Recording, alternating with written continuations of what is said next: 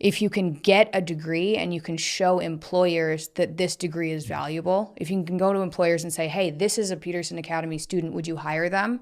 And they say yes, then the degree part kind of becomes worthless. Yes. If it's supposed to lead to a job, all you need to do is become a student that's good enough to get hired. And so, yeah, I think it's silly. Like the Harvard degree, yes, it's worth a lot just to get that degree, but it's not useful, right? And it's ridiculous that you can go on YouTube and you can go online and you can learn way more in a shorter period of time than you can at university, but that's not taken seriously. Right.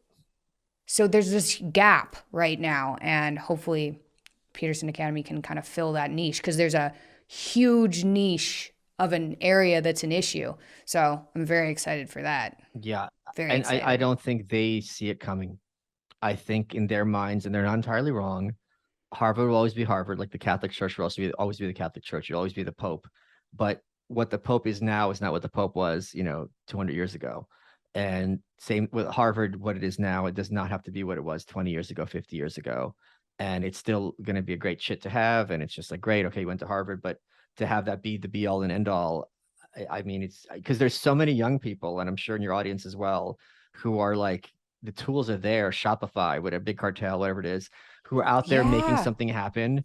And if you have a job interview and you're like, I don't have a degree, but like I started this t-shirt company and this is how much sales we make, and I understand the inside and out, like I want to hire that kid as opposed to someone who Hmm. has a degree who hasn't accomplished anything. I mean, that's the biggest, to be a pragmatist in a philosophical sense, the biggest proof of the efficacy of some philosophy is that it actually works.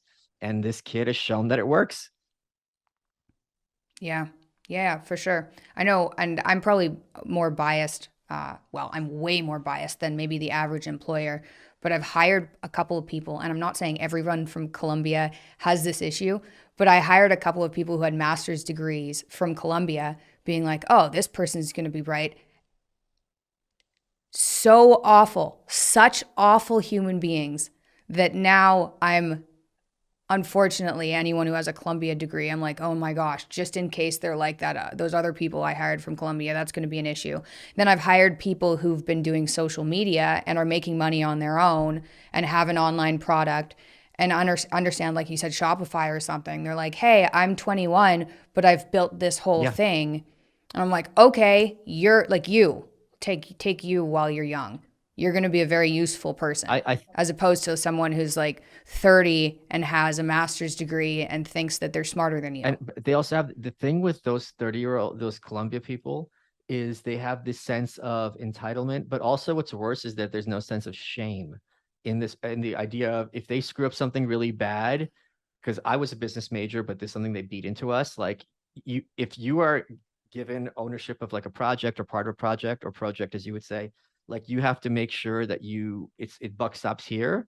But with them, it's like, oh, I didn't get around to doing it, or oops. And it's like you screwed up this whole thing. And it's just like, people make mistakes. It's like, but you're in charge. This was your responsibility. And they completely don't understand or care that like it's like their work isn't their problem. And to me, that's so, Yeah. maybe it's because I'm self-made to have that kind of be your background music. I can't talk to people like that. I don't get it. Yeah.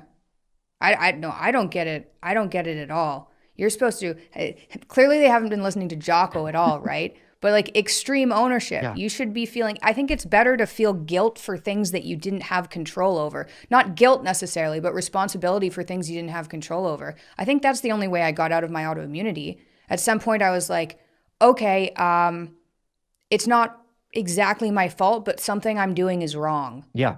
right? And that's the only way. Otherwise, it's like nothing I'm doing is wrong. I've been listening to everyone else, and then you're just stuck being sick forever.